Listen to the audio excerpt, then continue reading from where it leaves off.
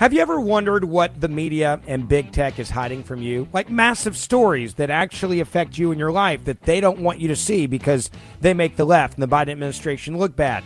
Well, now there's a podcast dedicated to exposing all of that each and every day. So download the fastest growing podcast in the conservative movement, the Ben Ferguson Show podcast right now. That's right. You can listen to the Ben Ferguson Show podcast on iHeartRadio app, Apple Podcasts, or wherever you get your podcasts. Download it right now. Coming up next, our final news roundup and information overload hour. All right, News Roundup, Information Overload Hour. Thanks for being with us. Toll free, it is 800-941-SEAN. If you want to be a part of the program, there is no doubt that the issue of defund, dismantle, no bail laws are driving a lot of people to the polls this election year, and rightly so. I mean, there's been a dramatic shift. I've never seen a shift like this. 26-point shift with suburban women voters to the Republican Party from August until now. In all the years I've been following politics, I've never seen a switch like that. And in large part, it's because of all of the violence, all of the insanity that the Democratic Party has unleashed on small cities and large cities and small towns across America. You know, in New York, you have a homeless guy wanted for 2 sex crimes who has at least 25 prior arrests, arrested in connection with the rape of a jogger in the West Village on Thursday and charged in all 3 cases. And law enforcement sources saying, we went over the statistics again and again. Kathy Hochul, why are you so concerned about crime? You know, if you look at every major crime category, starting with murders, that's up 32% from a record high last year. Every single category of crime is up because they're not putting criminals in jail and keeping them in jail. Anyway, here's Hochul talking about Zeldin and Republicans being data deniers and master manipulators. Meanwhile, she can't make the case that she's keeping people in New York safer because they're not safer. Governor, these are master manipulators. They have this conspiracy going all across America to try and convince people that in democratic states they're not as safe. Well, guess what? They're also not only election deniers, they're data deniers. The data shows that shootings and murders are down in our state by 15%, even in New York City, down 20% on Long Island, where Lee Zeldin comes from. Yeah, tell that to the North Carolina congressman that had a bullet fired into his home window the other day. Tell it to Lee Zeldin, who was attacked while giving a speech, and the guy had a knife and came at him with a knife. Tell it to Lee Zeldin's children when there was a gang shootout right in front of his home in a peaceful area of Long Island known as Shirley, where that hadn't been happening before. Anyway, so she's a pretty big denier herself. It's called a statistics denier. Anyway, Kathy then tells Lee Zeldin, I don't know why locking up criminals is so important to you. Maybe to keep us safe, Kathy? What do you think? They're not being represented from this governor, who still, to this moment, we're halfway through the debate, she still hasn't talked about locking up anyone committing any crimes. Okay. Anyone who commits a crime under our laws, especially with the change we made to bail, has consequences. I don't know why that's so important to you. All I know is that we could do more. How do you explain that to this poor woman who was raped, a jogger in the West Village, by a guy that had 25 prior busts and many of them for violent crimes? How do you just lie with abandonment like that? Now here's Hochul saying repealing the bail law is a simplistic approach. One thing that Lee Zeldin has said he would definitely do if he becomes governor is that he would, through an executive order, repeal immediately the bail reform law that was passed. You don't love that law the way it stands. You've wanted changes to it. Would you do the same as he is saying he would? Would you repeal it through executive order? Again, that is such a simplistic approach. It negates the fact that it's about how we support law enforcement. And he voted against, he wouldn't support funding for the police. I tripled the amount of money for law enforcement. We're supporting violence disruptor programs. To say that you're just going to change one part of the system, it shows a naivete that it's not going to be a real solution. I just think people need to know really what's on the line here is someone who's been working in the trenches, rolling up her sleeves, getting the job done, and not just running around the state saying all you have to do is repeal a bail law and all the crime will disappear. I think people are smarter than that. I think people can see with their own eyes, and I doubt Kathy Hochul would ever, as governor, dare to venture down into the New York City subway system by herself without her security team. Anyway, Lee Zeldin is with us. As we had pointed out, one poll had him up by about 1.5 points. This is still a very deep blue state. It's called New York State. But for the first time in a long time, a Republican has a real shot at winning the governorship. It would mean a significant change for the state of New York, and change that is desperately needed. Lee Zeldin is with us. How are you, sir? I'm doing great, and it means saving this state. And we saw it last night with the turnout.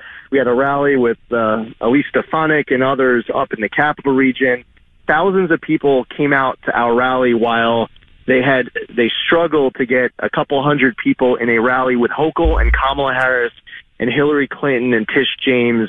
So, I mean, we clearly have the enthusiasm and the momentum in what is truly a race to save New York. It really is. I mean, I think this is probably New York's last chance. At that point, I just don't see there's any coming back from this insanity. One of the issues that I think could save New York financially would be all of the natural gas resources they have in New York.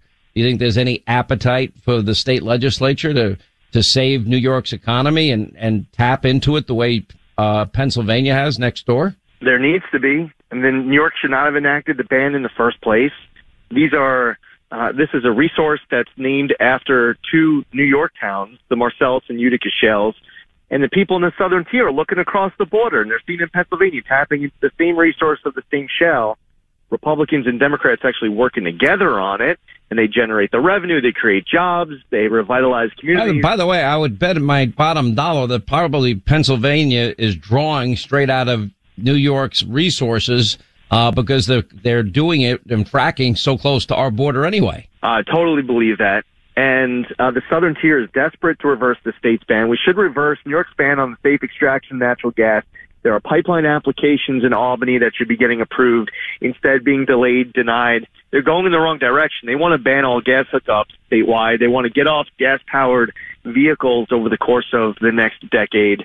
The energy policy in the state is not truly thinking long-term, and the implications are on the people who can least afford it. The people who right now are choosing between heating their homes and feeding their families are going to be experiencing even higher energy costs in the next couple of months, looking at some of the letters coming out from these companies saying, hey, brace for, they're not saying brace for an increase. They're giving a heads up to their customers to brace for a dramatic increase. But the politicians looking to pander to people on the far left, they're not doing the right thing. Instead, they want to block out even more access than they did before. Almost every ad that Kathy Hochul has put out is lying about your position on abortion, and she's trying to say and suggest that you will ban abortion in New York. You have been very clear that your own personal views are your personal views, but it will be decided by the people of New York. Is that correct? That is correct. New York a few years ago codified far more than Roe. So when we woke up the day after the Dobbs decision, the law in New York was exactly the same as it was the day before. And there is a less than 0% chance that Carl Hastie, the Speaker of the Assembly, where it's very much Democrat controlled, he's not sending me a bill to roll that back. And it's not what got me into this race. And it's really being used to try to get the focus off of crime right now, because Kathy Hochul doesn't want to talk about it. She says that we are data deniers, and it's a conspiracy when we say that we want safer streets and we want to tackle rising crime. Data denier? And by the way, what you referenced about what happened yesterday, this horrible rape at Pier 45. Data denier? In the last year, rapes have gone up 15.8% in New York City from the NYPD. Grand larceny up 19.3%. Grand larceny auto 19.3%. Transit crimes 28%. You could go down the list of year over year, all different kinds of major categories of crime going up. So how do you call us a data denier when what the NYPD is telling us year over year that all sorts of different numbers are skyrocketing? How does she explain what this jogger with 25 prior arrests did in raping this woman in New York in the West Village? What does she say to this poor mother's daughter that this killing of a mob by her estranged husband, who had been arrested for violent activities just days before? And anyway, they let him out because of these no bail laws. And in front of her children, she was murdered in cold blood by her husband. but we had this guy in jail just, a day before. The craziest part is that her answer to your question would be Trump and abortion. Next question. She wouldn't even want to directly answer it. She just wants to change the topic. She doesn't want to even talk about it. Today I had a press conference at Pier 45, and Kathy Hochul sent a bunch of her people. And at the press conference, I was talking about my plan to make the streets safer. And I said that on day one, I'm going to declare a crime emergency in New York, and I will suspend New York's cashless bail law and some of these other pro-criminal laws that have been passed. Now, this video, which is on the top of my Twitter feed at the moment, and it shows the protesters just losing their mind, talking about how they're specifically yelling out that there is no crime emergency. This is not what New Yorkers are looking for right now. Kathy Hochul is sending her minions to be screaming out that there's no crime emergency at that site. Actually, what should happen is answering your question, not by saying abortion and Trump. What you should be hearing is that this is a serious issue that New Yorkers are deeply concerned about, and I'm concerned about it as well. If here are my ideas of everything in my power that I could do with a zero tolerance for crime to make sure that we are unapologetically backing our men and women in law enforcement. We're ensuring that district attorneys are actually doing their job, and we are rolling back pro-criminal laws like cashless bail and some of these other crazy laws that have made the streets of New York and our subways less safe. But that's not what you're getting. Instead, it's just Trump and abortion. I mean, it really is amazing. I mean, it's the only thing that she has left. Have you ever wondered what the media and big tech is hiding from you? Like massive stories that actually affect you in your life that they don't want you to see because they make the left and the Biden administration look bad. Well, now there's a podcast dedicated to exposing all of that each and every day. So download the fastest growing podcast in the conservative movement, the Ben Ferguson Show podcast right now. That's right. You can listen to Ben Ferguson Show podcast on iHeartRadio app, Apple Podcasts, or wherever you get your podcasts. Download it right now. Have you ever wondered what the media and big tech is hiding from you? Like massive stories that actually affect you in your life that they don't want you to see because they make the left and the Biden administration look bad. Well, now there's a podcast dedicated to exposing all of that each and every day. So download the fastest growing podcast in the conservative movement, the Ben Ferguson Show podcast right now. That's right. You can listen to Ben Ferguson Show podcast on iHeartRadio app, Apple Podcasts, or wherever you get your podcasts. Download it right now. All right, we continue now. Lee Zeldin, New York Republican gubernatorial candidate, is running in, yes, the deep blue state of New York with a real chance to win. Let me ask you about the math, because the math in New York is very interesting. Obviously, you have a very high concentration of the population in the small square footage known as New York City. It is literally an island to itself in every way imaginable. And the island of Manhattan now has Democrats outnumbering Republicans 9-1. Curtis Sliwa came close to 30% of the vote in New York City, which, by the way, is a very, very respectable showing. The rest of the state in the last election, meaning Long Island and upstate New York, all went red.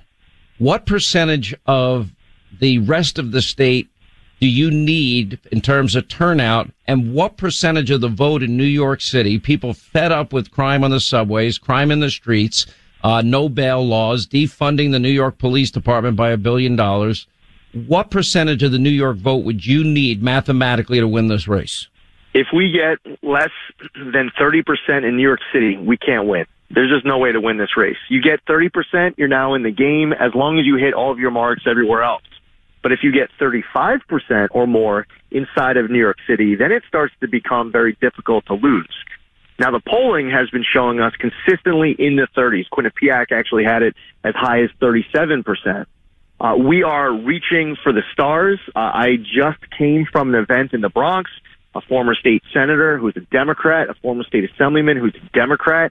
We're hosting this event, and the room was filled up with almost entirely Democrats supporting us. They're from the Dominican community. They're from the Latino community almost entirely. Meanwhile, it's been reported with multiple interviews with Bob Holden, a sitting New York City councilman in Queens, a Democrat who's been passionately supporting us. And there are others, Dov Hikind, former state assemblyman, Democrat. There are others who are coming out of the woodwork and deciding, you know what, I might be a lifelong Democrat. I've always voted Democrat in the past, but this year, they want to work together. They want to partner to save the Big Apple and save the state. On Long Island, Suffolk, and Nassau, we're going to run up the score. We were on with you on TV the other night with Governor DeSantis it was the morning before that rally. It was this past Saturday night, where we had a rally on Long Island. The morning before we started planning it, we had over 7,000 RSVPs. The energy in Suffolk and Nassau is beyond next level. We are going to really run up the score there. And the rest of the state, all the numbers are good. We have to make sure that in 4 of the more populous counties that we win, in Orange County and Onondaga, Monroe, and Erie, if we're getting over 50% in all 4, or at least close to that, we're in really good shape. But again, it all comes down to and back to New York City. If you see us pulling in north of 35% in the city, especially if it becomes 36 or 37%, we're not losing this race. That would be the political earthquake, tsunami election that some are predicting. I prefer not to go there. I just like to remind everybody that every one of the Senate races that are so critical, all of these bellwether states combined are probably going to be decided by less than 100,000 votes. So every vote matters. So I want everybody listening in New York to hear your vote's going to matter this time. And if you want your streets safer, if you want an end to this insanity of defunding the police and no bail laws, if you want woke education out of the school systems, and you want New York to at least return to some of its former greatness, it would be the time to vote now. And anyway, Lee Zeldin, thanks for being with us. We'll be watching very closely on election night. This will be a political earthquake if you win, and we're hoping you do. Thank you, Sean. 800-941-SEAN if you want to be a part of the program.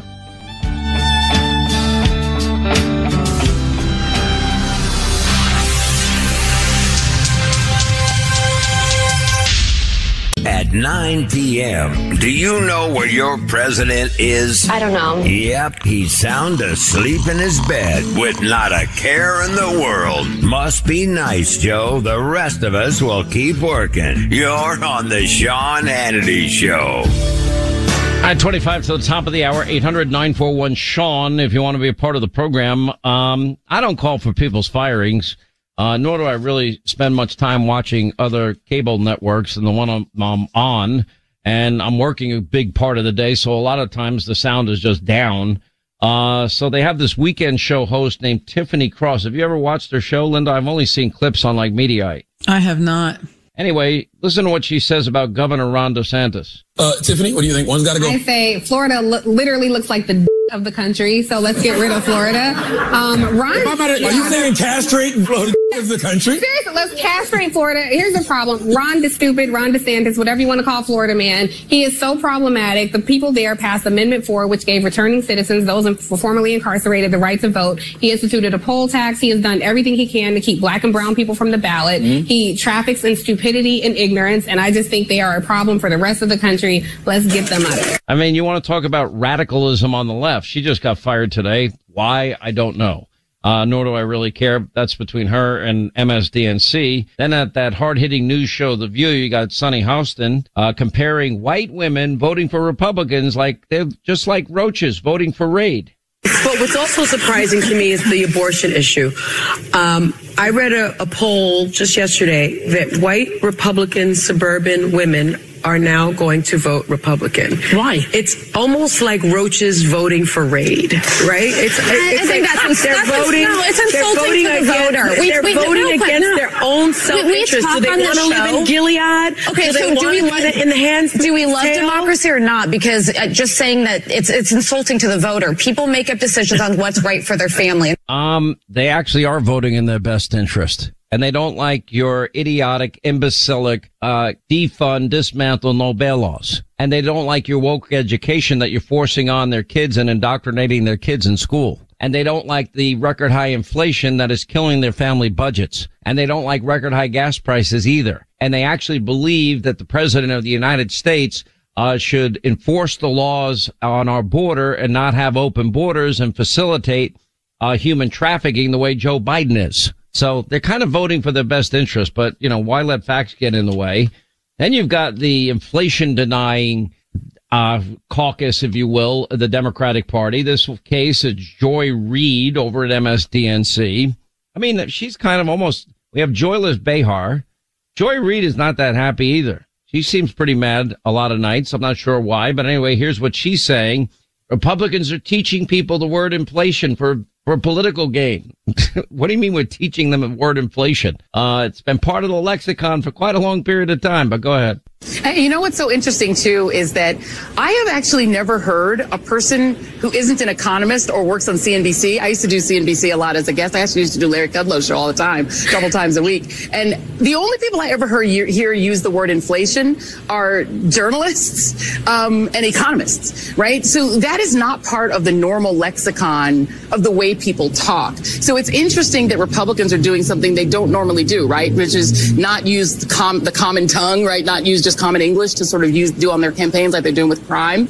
But what they've done is they've taught people the word inflation, right? Yeah. Most people who would have never used that word ever in their lives are using it now because they've been taught it, including on TV, including in newspapers. They've been taught this word. Anybody that knows anything about current events knows the word inflation. You know, I mean, I don't know. Maybe she is suggesting her audience doesn't know, as limited as it is.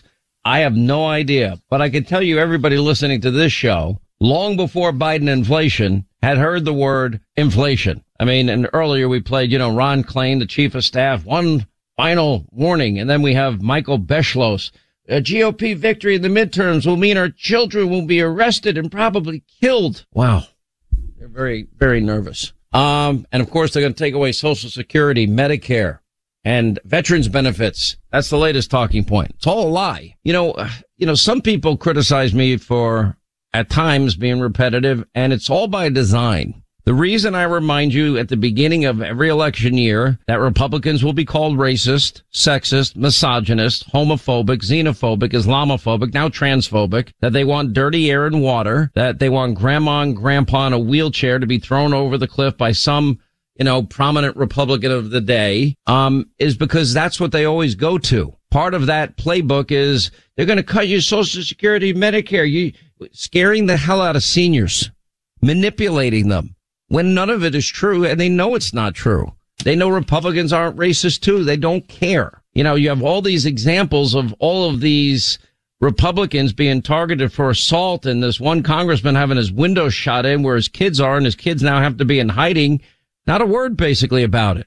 Then this strange development as it relates to the Paul Pelosi story, it makes no sense to me, according to the Daily Mail, as we discussed earlier. Look, this is a party that cannot run on any single successful program that they have supported and implemented. This is all they've got. Hating Trump January 6th, lying, scaring seniors, lying about who Republicans are, calling them every name you could possibly think of. And then, of course, saying abortion is going to be outlawed. No, it's not. Anyway, to our phones we go. Debbie is in New York. What's up, Debbie? How are you? Glad you called. Debbie, are you there? Yes, I am. How are you, Sean? I'm good. Welcome to the program. What's on your mind? Thank you so much. This is Debbie from Stillwater, New York. I went to the rally last night. I just wanted to let you know. And Zeldin was awesome. His team was awesome. It was great to go. I've never been to a rally, so this was my first time, and I am glad I went last night. Well, I'm glad you had a good time. I hope we're seeing massive crowds for Republican candidates around the country. Anecdotally, does it mean something? Yes, it shows enthusiasm. There's no doubt enthusiasm matters in the lead up to elections, heading into Election Day, so that's a good sign. But again, I am telling everybody, if you look at the Senate races alone, and if you look at Georgia, and if you look at North Carolina and New Hampshire and Pennsylvania and Ohio and Wisconsin and Arizona and Nevada and Washington State, I can promise you this, that the odds are very high that those races combined will be decided by less than 100,000 people. That's the urgency people need to have. Your vote is going to matter. Getting other people to vote will matter. Night. Yep. All right. I mean, I know I'm a broken record here, but if people, I don't want to hear any more talk about tsunami elections or wave election year. I'm not, because the numbers are very, very tight. If you break down the numbers, you're looking at races that are polling dead even, or that a Republican is up by 1 or 2 points, and that's how close it is. So you have to show up in droves, and you have to, if you want to have the results that you want, You've got to make it happen, and you got to participate. You know, this is not a trophy for showing up here. You got to win the election. Anyway, appreciate it. Sandra is in Florida. Sandra, hi, how are you? Glad you called. Hi, Sean. Thanks for the opportunity to give a voice to the people. I enjoy this segment of the show every day.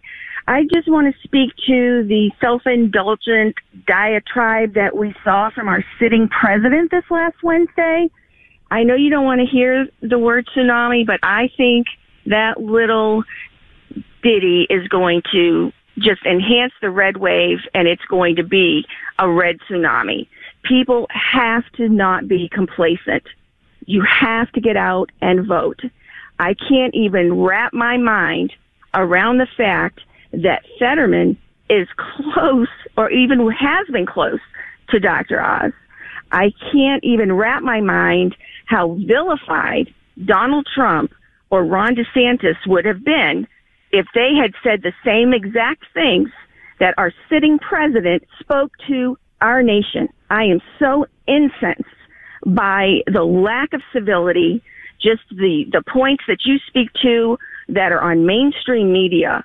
It does not serve a good purpose. It does not help the citizens of our nation to be watching that just hatred spewed at us daily. I do want to say this. My husband is 61 years old. He's never voted in his life. He thinks his vote does not count. He thinks, that politicians are corrupt. I said, the only thing I want for my birthday and Christmas this December is for you to vote. And boy, have we gone and cast our vote. And wow, so you got it. So that's all you wanted for your birthday. When's your birthday? That's it. December 19th. Wow. He better show up with some flowers and candy and something else. Maybe I don't know, some jewelry or something. Well, this is how passionate I feel about it. I admire you. Look, and I hope people are hearing your admonition. I'm saying it over and over again because I'm looking at these races very closely. I've been doing this for 35 years. I know that all of the conditions are ripe for a wave election. But, and this is a big but, it's all dependent on whether people show up. Yes, it is that close in Pennsylvania. Yes, it's that close in New Hampshire. Yes, it's that close in Georgia. It's that close in Nevada. It's that close in Arizona. It's that close in Washington State. It's even that close now in Colorado, believe it or not. And I'm saying to people, well, this is your opportunity. You can bitch, moan, and groan and gripe and complain, or you can do something about it. And right now, the do something about it opportunity is here. 4 days from now. And I hope that people take advantage of it. And it will be the beginning of what will take a heavy lift of getting the country back on track and rejecting these failed policies. My prediction is things are going to get dramatic. All right, that's going to wrap things up for today. Loaded up tonight, 9 Eastern, Hannity, Fox News, best election coverage on television. Bill Hemmer will look at all of these close races for the U.S. Senate. Senator Ted Cruz, Newt Gingrich, our pollsters, Robert Cahaley, Matt Towery. We'll check in with Jim Jordan, Clay Travis, Joe Concha, and Pat Harrigan, GOP candidate whose parents' home was shot at last night. Nobody in the media is covering it. 9 Eastern tonight. See you then. Have a great weekend. 1 day to go on Monday. It'll be a preview of our election. See you then. Thank you for making this show possible. Have you ever wondered what the media and big tech is hiding from you? Like massive stories that actually affect you in your life that they don't want you to see because they make the left and the Biden administration look bad. Well, now there's a podcast dedicated to exposing all of that each and every day. So download the fastest growing podcast in the conservative movement, the Ben Ferguson Show podcast right now. That's right. You can listen to Ben Ferguson Show podcast on iHeartRadio app, Apple Podcasts, or wherever you get your podcasts. Download it right now.